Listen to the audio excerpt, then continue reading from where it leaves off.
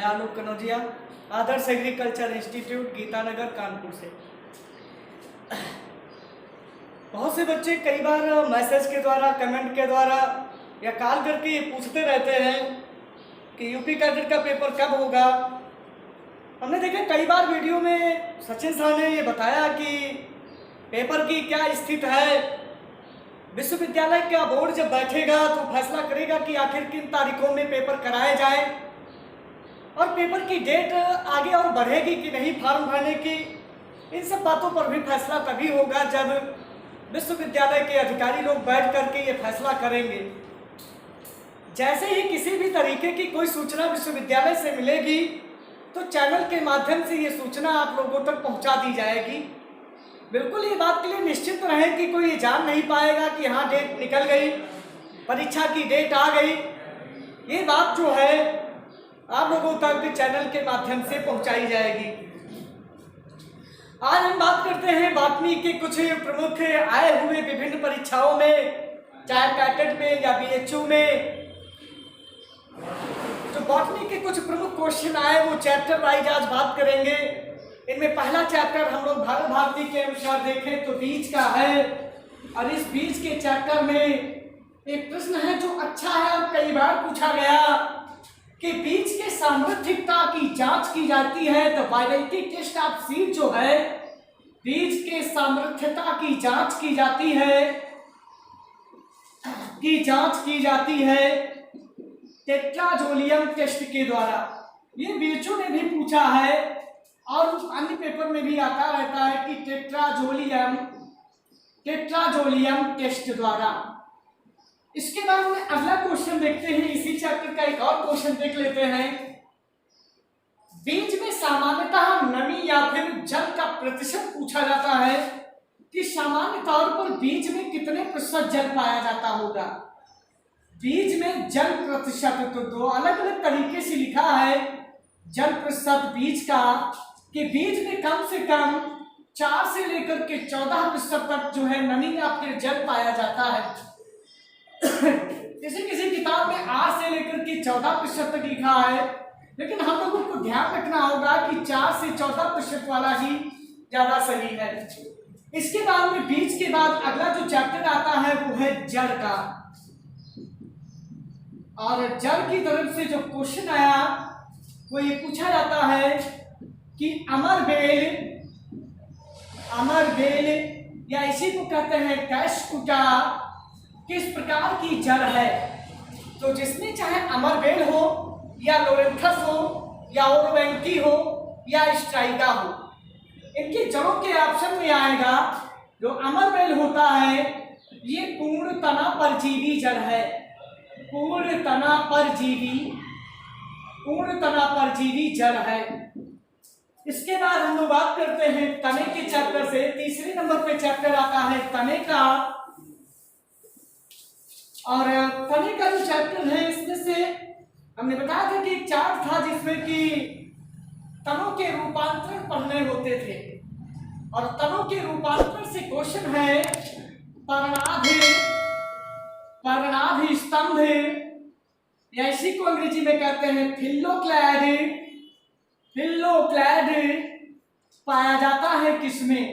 अब नीचे कुछ भी ऑप्शन दे हो, लेकिन पर्णाध स्तंभ जो है वो पाया जाएगा किसमें, नागफनी में। यहाँ पर पर्णाध स्तंभ को जो है सही से देख लें कि पर्णाध जो होता है, जो पत्ती वाला भाग और स्तंभ जो होगा ये होता है तना।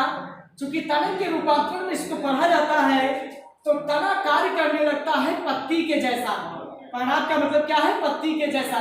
तना कार्य करने लगता है पत्ती के जैसा, जिसकी वजह से यह अवस्था पाई जाती है नागफनी में। तो आप लोग पूछेंगे फिर इसकी पत्तियां क्या हुई, तो हम लोगों ने देखा है कि जल के वाष्पोत्सर्जन या जल हानि को रोकने के लिए नागफनी की जो पत्तियां होती हैं वो इस तरीके से कांटे के रूप में परिवर्तित हो जाती है, जिससे कि पत्ती पर उपस्थित स्टोमेटा या रंध्र इस जल की हानि को रोक सके। इसलिए नागफनी का जो तना होता है वो पत्ती में बदल जाता है, और जो पत्तियां होती है वो किस में बदल जाती है, कांटे में बदल जाती है। इसके बाद तने के बाद अगला जो चैप्टर है वो आता है पत्ती से। इसका जो चौथा चैप्टर है इसमें पत्ती है और इसका क्वेश्चन पूछ रहा है। कई बार पूछा गया कि पत्ती में किस प्रकार के संवहन बंडल, पत्ती में संवहन बंडल या वैस्कुलर बंडल कैसे पाए जाते हैं, क्योंकि जड़ में अनेक प्रकार के संवहन बंडल है, जबकि तने में संयुक्त संवहनीय खुले या बंद प्रकार के संवहन बंडल है। तो निस्संदेह पत्ती में भी संवहन बंडल होंगे और पत्ती के संवहन बंडल होते हैं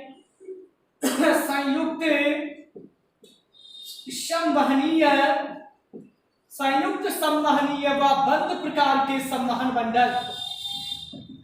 संयुक्त संवहनी व बंद प्रकार के conjoint collateral and closed type vascular bundle present in the leaves. पत्ती में संयुक्त संवहनी व बंद प्रकार के वैस्कुलर बंडल पाए जाते हैं। इसके बाद हम लोग अगला जो इसका चैप्टर है वो है पुष्प क्रम। और पुष्प क्रम में भी हर वर्ष जो है बॉटनी की तरफ से जरूर क्वेश्चन आते रहते हैं। पुष्प क्रम का मतलब ये होता है कि पुष्प वृंत पर पुष्प के लगने की व्यवस्था को क्या कहते हैं, पुष्प क्रम कहते हैं। इसी को अंग्रेजी में इनफ्लोरोसेंस कहते हैं, इनफ्लोरोसेंस। और इसका जो सबसे अच्छा क्वेश्चन है, कई बार पेपर में पूछा गया है, गेंदा व सूरजमुखी में किस प्रकार के पुष्प क्रम पाए जाते हैं। गेंदा व सूरजमुखी में किस प्रकार के पुष्प क्रम पाए जाते हैं। तो इसका जो पुष्प क्रम होता है वो कैसा होगा, मुंडक प्रकार के पुष्प क्रम पाए जाते हैं। मुंडक प्रकार का पुष्प क्रम होगा जिसको अंग्रेजी में कहते हैं कैपिटुलम टाइप इनफ्लोरेसेंस पाया जाता है। कैपिटुलम प्रकार का पुष्प क्रम पाया जाता है। इसके बाद में पुष्प क्रम के बाद जो अगला चैप्टर आता है वो इसमें है परागण का। अगला चैप्टर क्या है, परागण। और परागण में सिर्फ आज ये बताएंगे कि गिटाइनोगामी क्या होता है। गिटाइनोगामी क्या होता है। तो गिटाइनोगामी हम लोग ये जानते हैं कि गिटाइनोगामी की प्रक्रिया स्वपरागण में होती है। तो स्वपरागण को भी एक लाइन में देख ले कि जब कभी एक ही पौधे के एक पुष्प के परागकण उसी पौधे की वर्तिकाग्र पर पहुंचते हैं तो यह प्रक्रिया स्वपरागण कहलाती है। स्वपरागण की प्रक्रिया में किसी माध्यम की आवश्यकता नहीं होती। जो स्वपरागण होगा, इस स्वपरागण में पुष्प सदैव द्विलिंगी होता है। पुष्प कैसा होगा, सदैव द्विलिंगी होगा। जो पुष्प होते हैं वो सदैव कैसे होते हैं, द्विलिंगी होंगे। क्योंकि द्विलिंगी पुष्प में नर जनन अंग जो होगा पुष्प का वो परागकण बनाएगा और यही परागकण स्वपरागण की प्रक्रिया में वर्तिकाग्र पर पहुंचते हैं। वर्तिकाग्र पर, तो यह प्रक्रिया क्या कहलाती है, स्वपरागण कहलाती है। लेकिन क्वेश्चन ये पूछा गया था कि गिटाइनोगामी क्या है। Geitonogamy is the special advance process for the autopollination. स्वपरागण के लिए एडवांस प्रक्रिया है गिटाइनोगामी। गिटाइनोगामी की प्रक्रिया में एक ही पौधा होता है, लेकिन एक पौधे के दो अलग अलग पुष्पों के माध्य होने वाली परागण की प्रक्रिया प्योर स्वपरागण ना कह के इसी को गिटाइनोगामी कहते हैं। इसी को क्या कहते हैं, गिटाइनोगामी। एक बार फिर से देख ले कि स्वपरागण की प्रक्रिया में पुष्प द्विलिंगी होगा, माध्यम की आवश्यकता नहीं होती है। इसमें पुष्प का परागकण उसी पुष्प की मादा जननांग वर्तिकाग्र पर पहुंचता है और ये जो परागकण होते हैं मादा वर्तिकाग्र पर पहुंचने की प्रक्रिया ही परागण कहलाती है।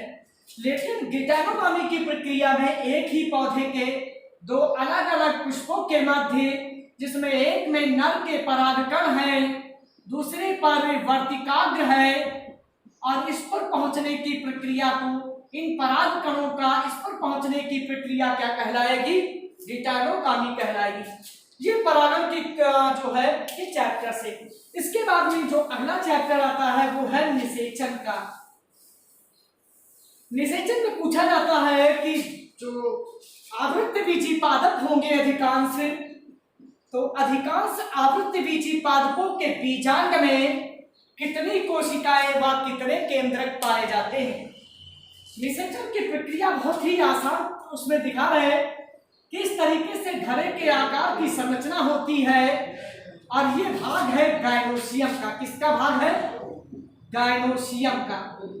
इस वाले भाग को कहते हैं स्टिग्मा या वर्तिकाग्र, इस वाले भाग को कहते हैं स्टाइल, इस वाले भाग को कहते हैं ओवेरी, और जिसके अंदर पाया जाता है ओव्यूल या बीजांड, इसके अंदर पाया जाता है ओव्यूल या बीजांड। इसको कहते हैं वर्तिकाग्र, इसको कहते हैं वर्तिका, इसको कहते हैं अंडाशय, इसको कहते हैं अंडाशय, और जिसके बाद में है बीजांड।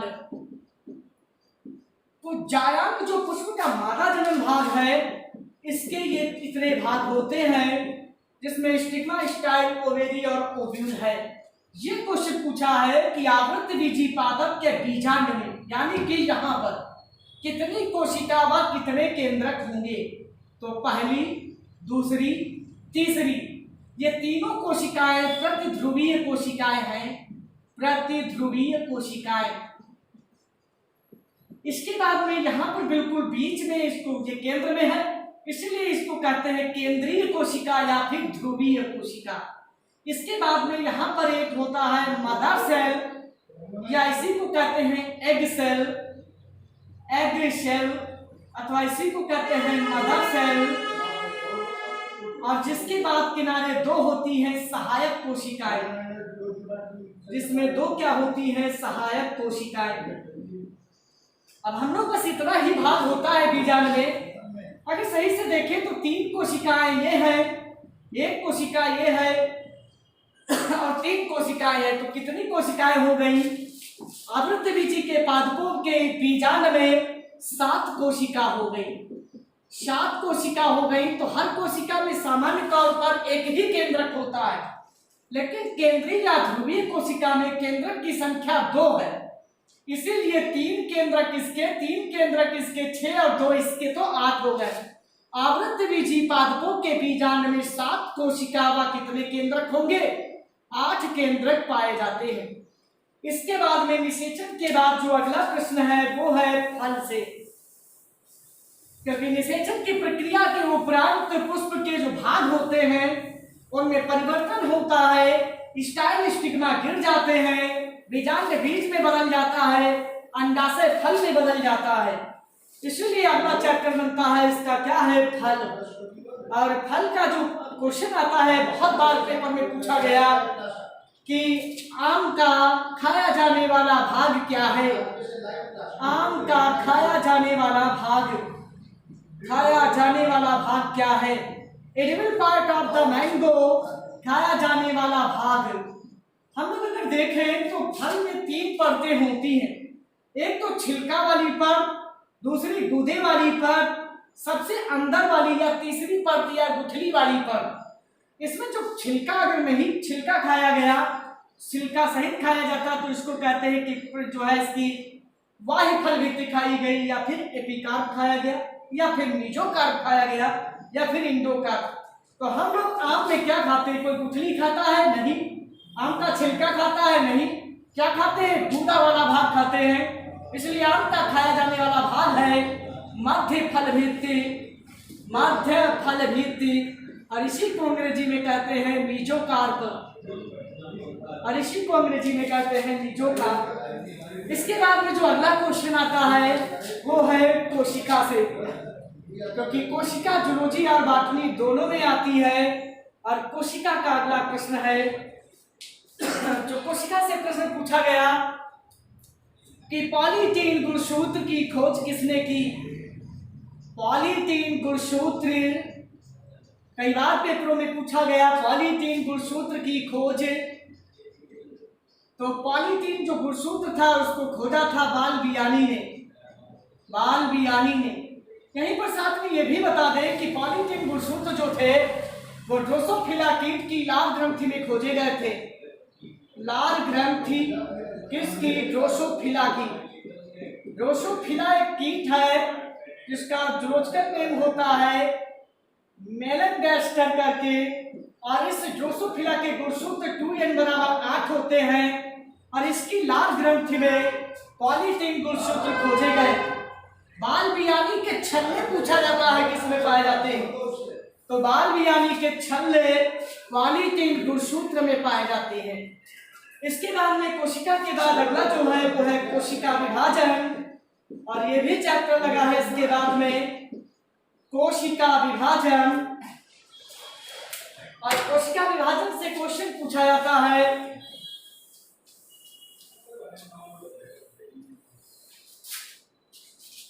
इसका अच्छा क्वेश्चन बताते हैं कि उन्होंने पूछा एक बार पेपर में कि कोशिका विभाजन के किस चक्र में, कोशिका विभाजन के किस चक्र में डीएनए की मात्रा दुगनी हो जाती है। डीएनए की मात्रा यानी डीएनए रिप्लिकेशन या डुप्लीकेशन करेगा, डीएनए की मात्रा दुगनी हो जाती है, दुगनी हो जाती है। हम लोगों ने जब भी कोशिका विभाजन पढ़ा तो एक कोशा चक्र पढ़ा गया था जिसमें एक अवस्था G1 थी, एक S थी, एक G2 थी और एक M थी। तो जीवन की अवस्था में आरएनए व प्रोटीन का संश्लेषण था, जबकि इस अवस्था में डीएनए का डुप्लीकेशन, डीएनए व हिस्टोन प्रोटीन का निर्माण था। G2 अवस्था में अन्य कोशिकीय पदार्थों का निर्माण था, जबकि M अवस्था केंद्रक के विभाजन की अवस्था थी। तो अगर यह क्वेश्चन चूंकि आया हुआ है अभी पेपर में कि कोशिका विभाजन के किस चक्र में डीएनए की मात्रा दुगनी हो जाती है, तो इसका सही आंसर हमेशा लगेगा कोशिका चक्र की एस अवस्था। इसके बाद में जो अगला चैप्टर है वो है पादप ऊतक से। पादप ऊतक का आया हुआ क्वेश्चन 2016 में था जो पादप ऊतक से पूछा गया, और इसमें ये क्वेश्चन पूछा था उन्होंने इंग्लिश में, हिंदी इंग्लिश दोनों ही लिख रहे हैं हम। अब उन्होंने पूछा था कि स्थूल कोण ऊतक, स्थूल कोण ऊतक, इसी को अंग्रेजी में कहते हैं कोलेनकाइनेटस टिश्यू, कोलेनकाइनेटस टिश्यू पाए जाते हैं किन पौधों में। तो जो स्थूल कोण ऊतक होता है ये पाया जाएगा द्विबीजपत्री, पूरा पता लिखे सही से, द्विबीजपत्री तने की हाइपोडर्मिस में, द्विबीजपत्री तने की हाइपोडर्मिस में, हाइपोडर्मिस में। इसके बाद में पादप ऊतक के बाद जो अगला चैप्टर लगा है वो है संवहन बंडल के लिए। संवहन बंडल यानी कि संवहन पूल या संवहन बंडल, वैस्कुलर बंडल के बारे में लगा है, और संवहन बंडल हमेशा बोर्ड के पेपर में तो आता ही रहता है। साथ ही साथ कैटन के पेपर या अन्य बायोलॉजी के पेपरों में भी संवहन बंडल से, संवहन पूल कहते हैं हिंदी में बंडल को, क्योंकि बंडल अंग्रेजी शब्द है इसीलिए संवहन पूल या फिर वैस्कुलर बंडल, वैस्कुलर बंडल। जो संवहन पूल होते हैं इसका जो क्वेश्चन है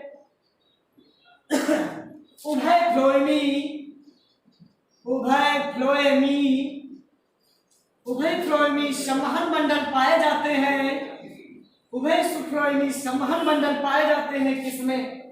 तो उभयफ्लोएमी संवहन मंडल का मतलब है कि फ्लोएम दोनों तरफ, यानी कि जाइलम के दोनों तरफ फ्लोएम होंगे। इस तरीके से ये जाइलम की संरचना बनी है, ये जाइलम है, जाइलम के दोनों तरफ फ्लोएम हो और दोनों तरफ ही कैम्बियम पाए जाते हैं। इस संरचना को कहते हैं उभयफ्लोएमी प्रकार के संवहन मंडल, जिनमें कि जाइलम के दोनों तरफ फ्लोएम तथा दोनों तरफ कैम्बियम या कैस्पिरियन पट्टियां यानी कैम्बियम होंगे, कैम्बियम पाए जाते हैं दोनों तरफ ही। इस प्रकार की संरचना पाई जाती है। उभयफ्लोएमी प्रकार का संवहन मंडल पाया जाएगा कुकुरबिटेसी में। कुकुरबिटेसी कुल है जिसमें कि उभयफ्लोएमी इस प्रकार के संवहन मंडल ये कुकुरबिटेसी के पादपों के तने में पाए जाते हैं। इसके बाद में जो अगला चैप्टर है वो है द्वितीयक वृद्धि का। अगला चैप्टर है द्वितीयक वृद्धि। सेकेंडरी ग्रोथ कहते हैं, सेकेंडरी ग्रोथ। सेकेंडरी ग्रोथ का जो आधार होता है वो सिर्फ कैम्बियम होता है। इसको हिंदी में एधा कहते हैं या फिर कैम्बियम कहते हैं, कैम्बियम। द्वितीय वृद्धि या सेकेंडरी ग्रोथ का जो मुख्य आधार है वो कैम्बियम है। कैम्बियम की सक्रियता के परिणाम स्वरूप ही द्वितीय वृद्धि का निर्माण होता है। और ये पूछा जाता है कि अपवाद स्वरूप, बहुत बार पेपर में आया, अपवाद स्वरूप एक बीजपत्री पादप में द्वितीय वृद्धि पाई जाती है। एक बीजपत्री पादप में द्वितीयक वृद्धि पाई जाती है। तो इसका जो एग्जाम्पल आता है वो आता है ड्रेसीना व यक्का में। हम लोग जानते हैं कि सामान्य तौर पर एक बीजपत्री पादपों में द्वितीय वृद्धि नहीं होती है, लेकिन अपवाद स्वरूप ड्रेसीना व यक्का के पौधों में स्ट्राफैसिकुलर कैम्बियम अतिरिक्त पूली या एधा की सक्रियता के कारण इनमें द्वितीय वृद्धि का निर्माण होता है। इसके बाद में फैमिली में थोड़े क्वेश्चन कम आए अब की सालों में, लेकिन पिछले 2 सालों से एक आधा क्वेश्चन आता रहा। यूपी कैटेट में ना सही तो बीएचयू में। और फैमिली से जो अच्छे क्वेश्चन आते हैं, सरल भी आते हैं, ऐसा नहीं कि बहुत कठिन क्वेश्चन आता हो फैमिली से। जिनमें कि एक क्वेश्चन बताते हैं क्रूसी फेरी का, और क्रूसी फेरी का जो क्वेश्चन है बहुत बार पूछा गया पेपर में, कूट रेपलम पाया जाता है किसमें। तो पहली बात तो कूट रेपलम 2 तरीके से क्वेश्चन पूछेगा कि एक में केवल ऑप्शन फैमिली के होंगे और एक में ऑप्शन पुष्प के भाग के होंगे। कैसे?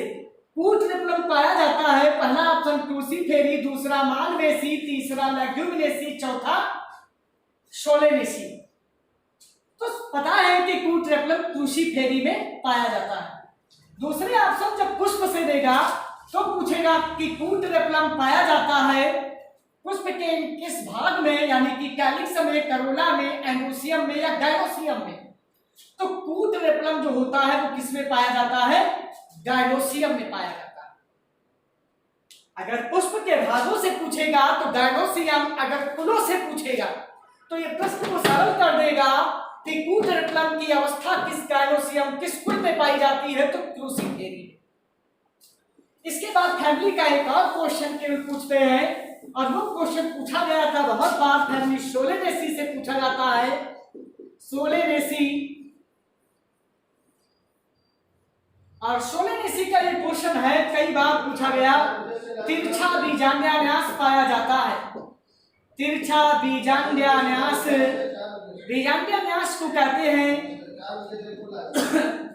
अंग्रेजी में प्रेजेंटेशन। तिरछा बीजांड्यान्यास पाया जाता है। ऑप्शन में तुम्हें देख देगा सरसों, गेहूं, मूंगफली, और एक ऑप्शन आएगा बैंगन या टमाटर का। तो तिरछा बीजांड्यान्यास पाया जाएगा किसमें? फैमिली सोलेनेसी में, या फिर उनके उदाहरणों में। या तो फैमिली के ऑप्शन होंगे या तो फिर उनके दिए गए उदाहरण के ऑप्शन होंगे। ये नहीं है कि फैमिली सोलेनेसी भी लिख दे, साथ में बैंगन भी ऑप्शन में लिख दे, क्योंकि सोलेनेसी किसी तरीके का पौधा थोड़ा है। Solanaceae is the group for the composite various type of the plant. बहुत सारे प्लांटों को संग्रहित करता है जिनके लक्षण एक जैसे थे, और उनके उन सभी एक तरीके के लक्षणों को एक अलग फैमिली में रखा गया जिसका नाम सोलेनेसी था।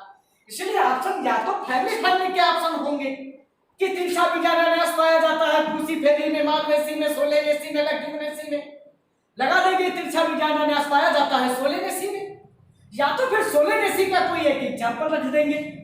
हो सकता 2 एग्जाम्पल लिख दें, बैंगन और टमाटर कर दें, सी ऑप्शन में लिख दें बी एंड सी दोनों। तो वो आपके बुद्धि और विवेक पर निर्भर करेगा कि वहां पर क्वेश्चन को कैसे हैंडल किया जाए। इसके बाद में हम लोग आगे बढ़ते हैं, और अगला जो बॉटनी का चैप्टर आता है वो है रसारोहण का। रसारोहण, रसारोहण को कहते हैं एसेंट ऑफ साइड, धरती या पृथ्वी या मृदा के अंदर से जल व खनिज पदार्थों का जल की सहायता से पत्तियों तक पहुंचने की प्रक्रिया रसारोहण कहलाती है। मोटे तौर पर अगर देखा जाए तो रसारोहण भोजन के निर्माण के लिए कच्चे पदार्थों को एकत्र करने की प्रक्रिया है। एसेंट ऑफ साइड, जल व खनिज पदार्थों का जल की सहायता से पौधे की पत्तियों तक पहुंचने की प्रक्रिया ही क्या कहलाएगी? रसारोहण कहलाती है, रस का आरोहण कहलाती है। रस का मतलब कि धरती के अंदर के जल व खनिज पदार्थ, आरोहण माने ऊपर की ओर चढ़ना और पत्तियों तक जाना। इसका जो सबसे अच्छा क्वेश्चन पूछा जाता है वो ये क्वेश्चन है, रसारोहण का प्रसिद्ध भौतिकवाद किसने दिया? रसारोहण का प्रसिद्ध भौतिकवाद, या फिर इसी को कहते हैं ससंजन असंजन मत, या फिर इसी को कहते हैं वाष्पोत्सर्जना आकर्षण मत। और ये मत दिया था डिक्सन एंड जॉली ने, डिक्सन जॉली। इसके बाद में जो अगला चैप्टर है वो है भोज्य पदार्थ का स्थानांतरण। अगला चैप्टर इसमें आता है भोज्य पदार्थ का स्थानांतरण, स्थानांतरण, भोज्य पदार्थ का स्थानांतरण।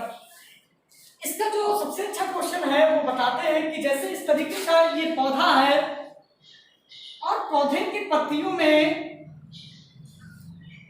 भोजन का निर्माण प्रकाश संश्लेषण की प्रक्रिया के द्वारा हुआ, तो पत्ती में भोजन बनने के बाद क्योंकि पौधे की प्रत्येक कोशिका को, पौधे की प्रत्येक जीवित कोशिका को बने हुए उस भोजन की आवश्यकता है, तो ये पत्ती में बना हुआ जो भोजन होगा वो पौधे के समस्त भागों को स्थानांतरित होता है।